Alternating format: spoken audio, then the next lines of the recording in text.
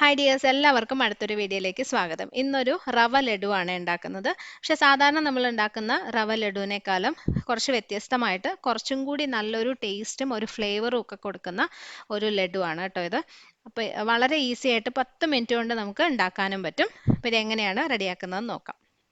റവ ലഡു രണ്ട് രീതിയിൽ ഉണ്ടാക്കും. ഒന്ന് കുറച്ചിങ്ങനെ തരി തരി പോലെ കട്ടിയായിട്ട് നമ്മൾ തരിയുണ്ടയൊക്കെ കഴിക്കില്ലേ, അതാണ് ആ രീതിയിൽ ഉണ്ടാക്കാം. അല്ലെങ്കിൽ കേസരി ഉണ്ടാക്കുന്ന പോലെ കുക്ക് ചെയ്തെടുത്തിട്ട് ഉരുട്ടി എടുക്കുന്നത്. അപ്പോൾ കേസരി ഉണ്ടാക്കുന്ന പോലെ റെഡിയാക്കി കഴിഞ്ഞാൽ ലഡു നല്ല സോഫ്റ്റ് ആയിരിക്കും. അപ്പോൾ ആ രീതിയിലാണ് ഇന്ന് ഞാൻ ചെയ്യാൻ പോകുന്നത്. പക്ഷെ അതിന് നേരത്തെ പറഞ്ഞ പോലെ കുറച്ച് വ്യത്യസ്തമായിട്ടുള്ള നമ്മൾ ബേക്കറികളിൽ നിന്നൊക്കെ വാങ്ങിക്കുന്ന ബൂന്തി ലഡു ഉണ്ടല്ലോ, അതിൻ്റെ ഒരു ഫ്ലേവറും കൂടിയൊക്കെ കൊടുക്കുന്നുണ്ട്.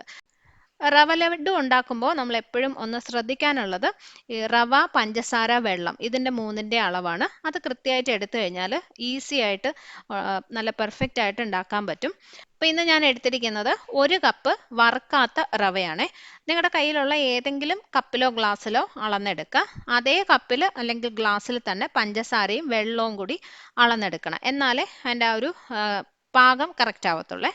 അപ്പോൾ 1 കപ്പ് റവയ്ക്ക് 1.25 കപ്പ് പഞ്ചസാര. 1.25 കപ്പ് ചേർക്കുമ്പം ആവശ്യത്തിനുള്ള മധുരമായിരിക്കും.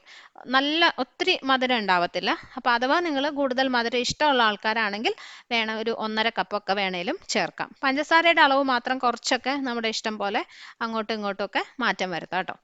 പിന്നെ വേണ്ടത് 2 കപ്പ് വെള്ളം. 1 കപ്പ് റവയ്ക്ക് 2 കപ്പ് വെള്ളം, അതായത് കറക്റ്റ് ഇരട്ടി വെള്ളമാണ് വേണ്ടത് കേട്ടോ. പിന്നെ നമുക്ക് ഫ്ലേവറിനായിട്ട് കുറച്ച് ഏലക്കയും കുറച്ച് ഗ്രാമ്പും എടുത്തിട്ടുണ്ട്. നമ്മൾ ബേക്കറികളിൽ നിന്നൊക്കെ വാങ്ങിക്കുന്ന ബൂന്തി ലഡു ഉണ്ടല്ലോ, മഞ്ഞ കളറിലുള്ള ലഡു, അതിനകത്ത് മെയിനായിട്ടുള്ള ഒരു ഫ്ലേവറാണ് ഈ ഗ്രാമ്പു. സാധാരണ റവ ലഡു ഉണ്ടാക്കുമ്പോൾ ഗ്രാമ്പു ചേർക്കാറില്ല, പക്ഷേ ഇതിനകത്ത് ഞാനത് യൂസ് ചെയ്യുന്നുണ്ട്. പ്രത്യേക ഒരു ടേസ്റ്റും ഒരു നല്ലൊരു ഫ്ലേവറുമാണ്. അപ്പോൾ അത് തീർച്ചയായിട്ടും ചേർത്ത് തന്നെ ഉണ്ടാക്കണം കേട്ടോ. പിന്നെ കുറച്ച് കാഷ്യൂസ് എടുത്തിട്ടുണ്ട്. ഇതിൻ്റെ കൂടെ ഉണക്കമുന്തിരിങ്ങയും കൂടി വേണമെങ്കിലും യൂസ് ചെയ്യാം. പിന്നെ ആവശ്യത്തിന് നെയ്യ്, കുറച്ച് ഫുഡ് കളർ ഓപ്ഷണലാണ്. നിങ്ങളുടെ കയ്യിലുണ്ടെങ്കിൽ മാത്രം, ഇഷ്ടമുണ്ടെങ്കിൽ മാത്രം ചേർത്താൽ മതി. അല്ലെങ്കിൽ വെള്ള കളറിലുള്ള ലഡു ആയിരിക്കും. അത്രേ ഉള്ളൂ. അപ്പോൾ ഇനി നമുക്ക് ഉണ്ടാക്കാൻ തുടങ്ങാം. ഒരു മിക്സി ജാർ എടുത്തിട്ട് നമ്മൾ എടുത്തു വെച്ചിരിക്കുന്ന പഞ്ചസാരയെന്ന് കുറച്ച് ഇതിനകത്തിട്ട് ഇട്ട് കൊടുക്കാം. ആ ഗ്രാമ്പു ഏലക്ക ഒന്ന് പൊടിച്ചെടുക്കാൻ ആവശ്യത്തിന് മാത്രം ജസ്റ്റ് ഒരു 1/4 കപ്പ് പഞ്ചസാര ഇട്ടു. അതിനകത്തേക്ക് ഒരു 4 ഏലക്ക, ഏലക്കയുടെ തൊലി കളഞ്ഞിട്ട് കുരു മാത്രം ഇട്ട് കൊടുക്കുകയാണ് കേട്ടോ.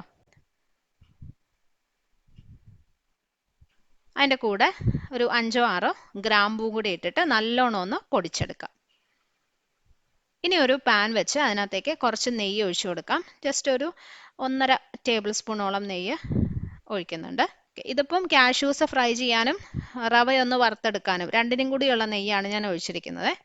ഇതിനകത്തേക്ക് നമ്മൾ എടുത്തു വെച്ചിരിക്കുന്ന കുറച്ച് കാഷ്യൂസ് ഇട്ട് ഒന്ന് ഫ്രൈ ചെയ്ത് എടുക്കാം.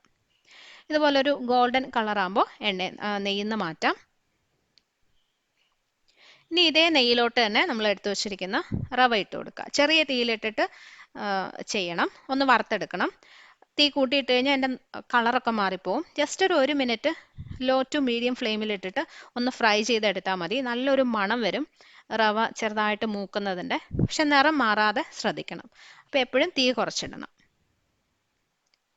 റവ ഇപ്പോൾ ഒന്ന് മൂത്ത് വന്നിട്ടുണ്ട് കേട്ടോ, നല്ലൊരു മണം വരുന്നുണ്ട്. ഇത്രയും മതി. നമുക്കിത് പാനിൽ നിന്ന് മാറ്റി വേറൊരു പാത്രത്തിലോട്ട് ഇട്ട് വെക്കാം. ഇനി ഈ പാനിലോട്ട് തന്നെ വെള്ളം ഒഴിക്കാം. നമ്മൾ അളന്ന് വെച്ചിരിക്കുന്ന 2 കപ്പ് വെള്ളം. ഇതിനകത്ത് പഞ്ചസാരയും കൂടി ചേർക്കാം. എല്ലാം കൂടി 1.25 കപ്പ് പഞ്ചസാരയാണ് എടുത്തിട്ടുണ്ടായിരുന്നത്. അതിൽ കുറച്ച് പൊടിച്ച് വെച്ചിട്ടുണ്ടല്ലോ, രണ്ടും ഈ സമയത്ത് തന്നെ ചേർക്കണം കേട്ടോ. പൊടിച്ച പഞ്ചസാരയും പൊടിക്കാത്ത പഞ്ചസാരയും.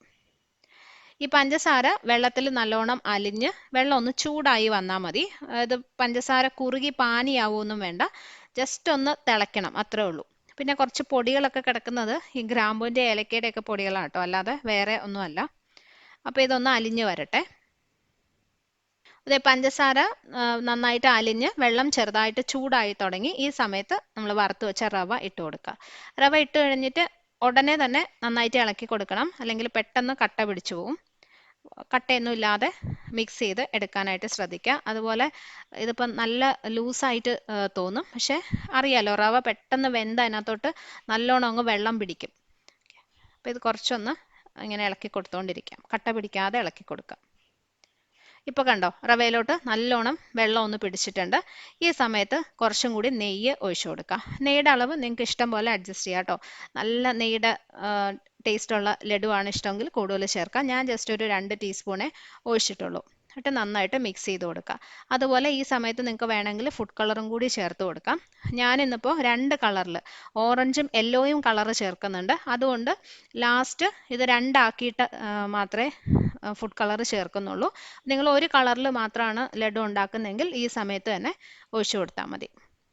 ഓക്കെ, ഇനി നന്നായിട്ടൊന്ന് മിക്സ് ചെയ്തിട്ട് നമുക്കൊരു 5 മിനിറ്റ് ഏറ്റവും ചെറിയ തീയിൽ ഇതൊന്ന് അടച്ചു വെച്ച് കുക്ക് ചെയ്തെടുക്കണം.